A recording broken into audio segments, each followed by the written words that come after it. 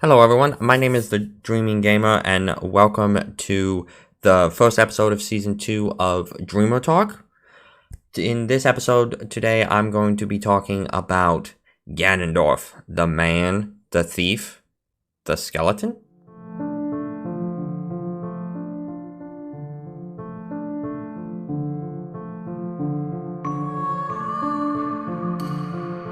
So yeah, as I said in the beginning, this is the first episode of Season 2, so that's pretty exciting.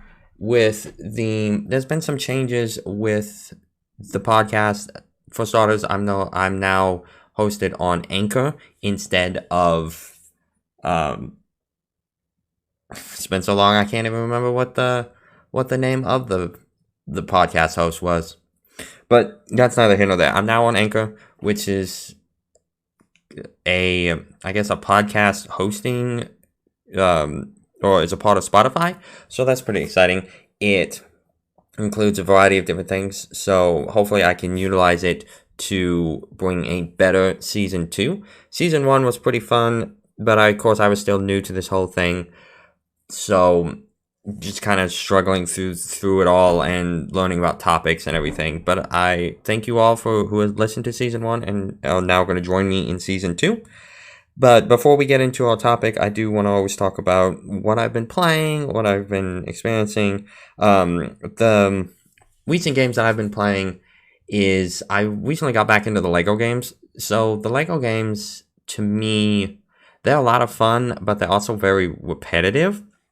So when I play a Lego game, I can play them for so long until I get burnt out. And right now, I played Lego Jurassic World on the Switch. This is what started it. I've been trying to move my games over from the Wii U over to the Switch. And Lego Jurassic World was one of them. And I beat that. And then I also beat Lego Marvel 2. And now I'm kind of at the point where I'm kind of burnt. I'm not burnt out yet, but I'm kind of done playing them. Whenever I eventually do go back, I do intend to go back to the DC villains. That's actually pretty fun. I also finished collecting the Final Fantasies on the Switch, so I dove back into Final Fantasy 10 and 8.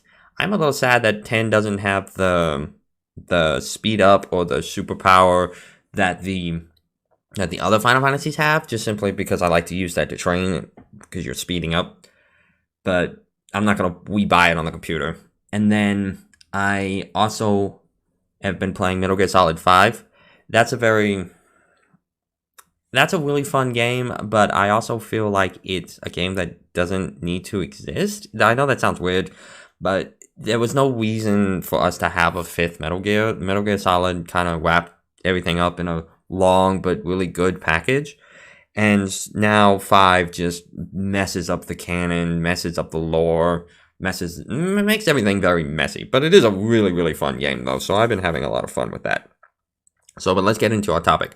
So who is Ganondorf? When I was a child, I always thought that the old wizard of Middle Earth was named Ganondorf, Gandorf, but I always struggled to tell the difference. Of course, now I can. It's Gandalf and Ganondorf. So Ganondorf was first introduced in Ocarina of Time, as we know. There was a prototype of him in A Link to the Past, because they both serve as a shell for Ganon and Argyem, or whatever his name is, in A Link to the Past. Now, Ganon is actually Demise. Demise was the ultimate evil that fought against the goddess Hylia, and you can see not much has changed. So, why am I talking about the big bad of the Zelda series? Well, I think he's a fun villain. I think he's probably one of the better villains that Nintendo has. And one of the things that I think is that I don't see a whole lot of people talking about is that Ganondorf is actually the same villain in is the same Ganondorf in 3 different games. So in Ocarina of Time, he's an advisor to the king, and he's a man of myth from the Gerudo Desert. And for those who don't know, the Gerudos are a tribe of women, but once every 1,000 years, a man is born. That man is made king of the Gerudos, and that man is Ganondorf. we gonna ignore the sexism in that, but it's an interesting conflict. Would those Lord of the Cream try to kill a newborn Ganon? Would his powers activate, or would he be hailed as a child of destiny? Like, does the whole tribe come together and it's like, oh yeah, this is this is the child of destiny. Now, the game seems to suggest that he's propped up on a pedestal at an early age, because I guess because the Gerudos are outcasts, and so they view him as their path to, at least maybe early on, they view him as their path to a better world. That also would make him an opposite of Link. Ganondorf is a man of culture, education, and he has a thirst for power, whereas Link is a lonely orphan from the forest. And as an advisor to the king, Ganondorf gathered what information he could about the Triforce, where it was located. He had been in service to the king long enough for Zelda to form an opinion and plan to stop him, so he's probably been there maybe 6 months to a year, maybe even longer. And of course, with her signature, she sends Link out to retrieve the remaining 2 spiritual stones. Ganondorf, before he can return with them, Ganondorf attacks, kills the king, Zelda and Impa flees, Link opens the door of time, and then Ganondorf gets the Triforce. And he does get the Triforce, at least the Triforce of Power. And I read that to utilize the Triforce, you have to have all 3 qualities when you touch it. If you don't, it breaks up. So since Ganon only had a thirst for power, but not knowledge and courage, that's why it broke up. And he wanted the Triforce, and that was all part of his master plan, as he tells us with his deep laugh. So that's one. That's Ganon. That's Ganondorf. And so when you beat him in Ocarina, Link goes back in time, and then that causes the timeline split, as we know. Child Link and Zelda stops Ganondorf's plans, and the sages seal him away in the Twilight Realm. He has the Triforce of Power at this point. It's kind of weird, since the Triforce is supposed to be locked away, but maybe because Link opened up in Ocarina of Time, maybe because Link had already opened up the Sacred Realm by coming back through time, maybe the Triforce is already split. Maybe the Triforce is not affected by time. Who knows? But it could also be because like with Link at times, certain Links have done events or have done stuff, and then the Triforce comes to him. And maybe because Ganondorf is trying to escape, it activates the Triforce. Triforce power goes to him. So he's locked away. So in Twilight Princess, he tries to break out. He breaks out. He kills one of the sages, and then they stab him and send him to the. Well, they stab him, then he breaks out. Anyway, he's then sent to the Twilight Realm, and he stews for about 100 years.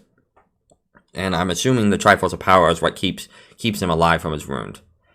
And so, well, unless it's his unbridled fury, and then maybe time passes differently in the Twilight Realm. Maybe he's only been in there for a couple years. Who knows? And then it's also possible maybe he did die, and then it's just his ghost or soul or whatever wandering around. So either way, he escapes and finally conquers Hyrule. At least until another young man in a green tunic and a princess put a stop to him. Okay, so Twilight Princess Ganondorf is my least favorite of this Ganondorf, because he's just unnecessary. For those who have played, and spoilers alert for those who have not, Zant is built up as this terrifying villain, consumed by his own malice, his hatred. He's built up as this terrifying villain, someone we should fear, someone we want to beat. And then, nope, it's Ganondorf. And then Zant goes crazy, which I guess is supposed to be like power made him crazy. But I would have been fine with just crazy Zant as our final bad guy. But then there's also very little build-up, except for when you go talk to the sages, and they talk about Ganondorf. It's not a whole lot of build-up to Ganondorf just being like, "Hey, I'm here." No. Let's shift gears. Let's just shift to another timeline. So in this timeline, this Ganondorf, I'm just going to say it, is my favorite. So after beating Ganondorf in Ocarina of Time, as an adult, the sages seal him in the Sacred Realm. He vows revenge, as it shows at the end of that game. And years later, centuries later, years later, decades later, he breaks out. People aren't worried though. They got the hero of time. He'll come riding in on Epona and save them. But he doesn't. So the people go to the gods and they're like, oh, God, they pray to the gods and they ask them to save them. And the gods are like, oh no, the evil king has escaped and is destroying the land. Yeah, flood the whole thing. I'm bored with it anyways. I mean, I guess to the gods, they were playing SimCity Hyrule Edition and just got the disaster expansion. Maybe that's why. And so they were like, oh yeah, let's for those who've played SimCities and cities, you like to build up this big city and then you like disasters to come and wipe it out, a meteor or an alien. Man, that's what the gods were doing. However, they didn't just break a dam and flood a city or two. No, they decided to turn it up to 11 and just turn Hyrule into an ocean, just flood it. Because surely that would kill him, right? Nope. He survived. Probably with an umbrella, a really big umbrella, but he survived. So, for those who are keeping track, Ganon has been stabbed in the head, stabbed in the chest, and he'll be stabbed by a different Link, and he had an ocean dropped on him at different times. Say what you will, but he's committed. So, time passes, and he crosses paths with the new Link and Zelda, their pair of children. A section of Hyrule gets unflooded, and he quickly conquers it. At the end of Wind Waker, after climbing to the top of the tower, you find Ganondorf staring out at the Gerudo Desert. He comments on that wind blowing across his land was punishing hot during the day and frigid cold at night. That no matter what, the wind carried the same thing: death. The winds that blew across Hyrule, though, it was different. He adds, I coveted that wind, I suppose.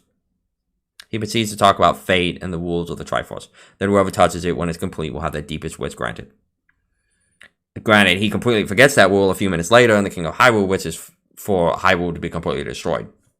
Ganondorf snaps and laughs maniacally as water crashes down around him. That's probably because he just, he's done this. He conquered Hyrule, lost. Conquered Hyrule again, had an ocean dropped on him. Conquered Hyrule again, lost. He's just like, you know what? So he summons two swords and the final fight begins. And that's a great fight. But let's go back to the line about the wind. He mentions coveting that wind, but what does he mean? At first I thought maybe he coveted the winds of the Gerudo Desert. Maybe he covets the Hyrule wind like a ruler covets another land. He wishes to own it, to conquer it. However, maybe he covets what it brings, the opposite of death and despair. The definition of coveted is to greatly desire or envy, and it could be a translation issue, I'll admit. Maybe in the Japanese version he says something different. The line is the same in the GameCube and the Wii U version though, so I'm going to go with the idea that he envied the wind. Maybe after conquering Hyrule, losing it, becoming imprisoned, conquering, losing, maybe Ganondorf is tired of the back and forth. Maybe this Ganondorf struggles with the spirit of demise of Ganon. Maybe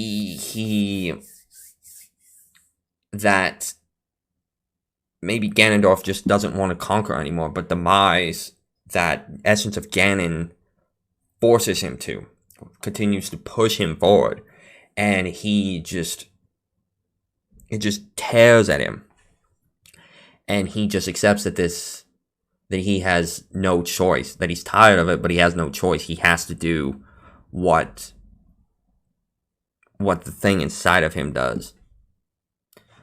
So, on a side note, Hyrule Warriors, which is not the greatest source of canon material, presents Ganondorf with a spirit that resides inside of him. It's like this dark energy, this dark mass that comes out in some of his attacks and at his victory screen. And in a way, it's kind of a prototype of Calamity Ganon. And speaking of Calamity Ganon, let's jump over to Breath of the Wild. So, Calamity Ganon is featured, but not Ganondorf. So, if my idea that Ganondorf struggles with the pure evil of Ganon inside of him, then it's the Calamity. The Calamity is the essence, it's the pure essence of Ganon. It's all that rage and power and malice. And imagine that, all of that residing inside one body. Maybe Ganondorf as a young man tries to be good or tries to do right, but the pure evil gnaws at him. And finally he cracks and just accepts that he is the king of darkness. And then that's taking back to maybe after wandering the Great Sea, he regrets. Whereas the Twilight Princess version is banished to the Twilight Realm, so that just hardens his resolve and fury. And that's kind of messed up when you think about it, that the Hyruleans think of the Twilight so low that they use the realm as a prison, that they send prisoners there. Like, and then maybe since Ganondorf survived the Great Flood and just exists, that maybe he gets to watch, maybe getting to watch life start over again, it changes him.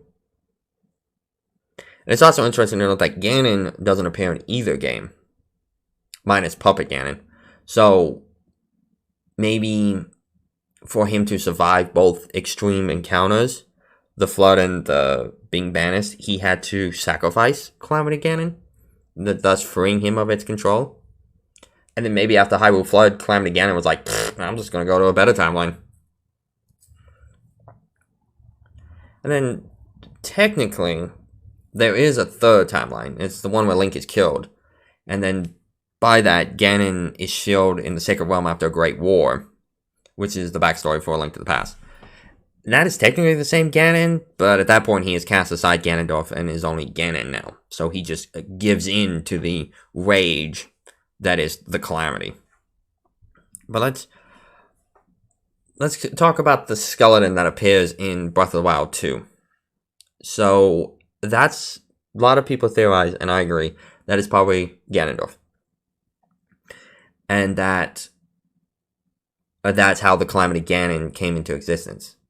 And then maybe after fighting Ganon/Ganondorf over and over and over and over, and the people of Hyrule finally realized that him, the princess, and the hero are reincarnated. See, they already know that the hero is reincarnated, that the hero will come and save them, and that the princess, and Breath of the Wild establishes that the princess is always supposed to have magic powers to seal away the evil.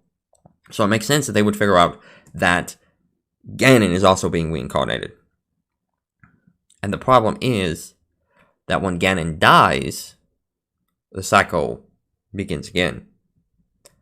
To break the cycle, don't kill Ganondorf. Let's say a king gathers up the sages, the technologically advanced Sheikah tribes, the divine beasts, maybe even the Triforce itself, and found a way to contain Ganondorf, to sap his magic and keep him in that comatose state. And then caught between living and dead, he stopped being a threat. However, this had an unlikely side effect. By sealing Ganondorf in this state, by breaking his cycle, the spirit of demise in Ganon became furious, broke free, and became the Calamity Ganon. Perhaps the tale that's told in Breath of the Wild about the ancient princess, the steadfast knight, the legion of guardians, and the divine beasts was a story of them sealing Ganondorf and creating the Calamity Ganon. Think about it. They found Ganondorf, this king of the Gerudos, seal him away, and then he breaks out. And then they have to seal Calamity Ganon. And maybe they couldn't seal all of Ganondorf's powers, and so it's slowly leaking through until it grows, because they know that every 100 years or every so often, Calamity Ganon will come back. That's always the big thing, is that Calamity Ganon will return. Calamity Ganon is less of a character and more of a force of nature at this point. And then so maybe when you defeat it, it retreats back. And it waits, and it waits, and then it builds up its strength, and then it strikes again. And then after a while of this, it realizes how to corrupt the Guardians. And then Zelda keeps it at bay, but it continues to build, little by little, through the cracks of Ganondorf's seal. In the final battle of that game, Zelda does mention that Ganon gave up his reincarnation and assumed his pure in-ways form.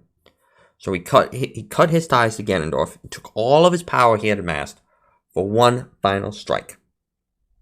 And then after defeating Calamity Ganon, that's it. Demise / Ganon is gone. And then maybe Zelda reads about the ancient birthplace of the Calamity, and that's why they discover Ganondorf's shriveled, drained body. They accidentally free him and must find a way to defeat him, which is more reason why Zelda should be a playable character. Breath of the Wild, Zelda felt the pressure of responsibility and controlling nature of her father, while Ganondorf felt his own destiny weigh on him and the manipulative control of Ganon. Whereas Zelda rose to the occasion, Ganondorf wasn't given that option. Going back to this idea that maybe Ganondorf was shielded before he could do anything.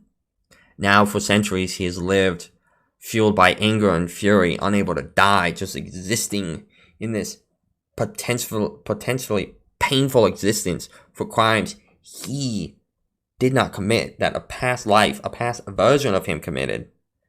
And so, you gotta ask yourself, wouldn't you be angry too?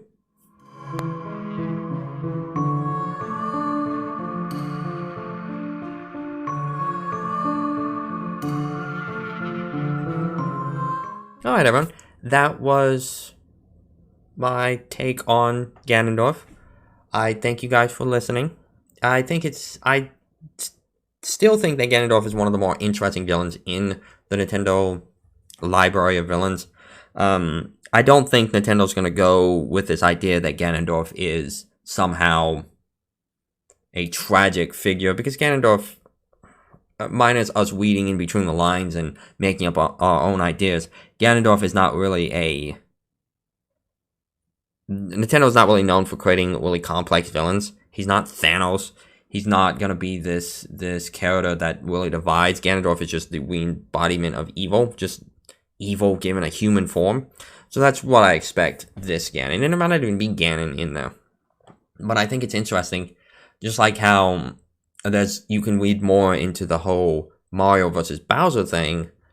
Maybe I really do like this idea that maybe Ganondorf got sealed for crimes that he had not committed, that he's just been, just this power of demise has just been slipping through little by little. But anyway, like I said, I want to thank you guys for watching. Sorry, I've been streaming and recording videos. I want to thank you guys for listening, and I thank you guys for listening to the previous season as well. I hope you join me again for our next episode of DreamerTalk. Until then, stay safe, and I will see you guys then.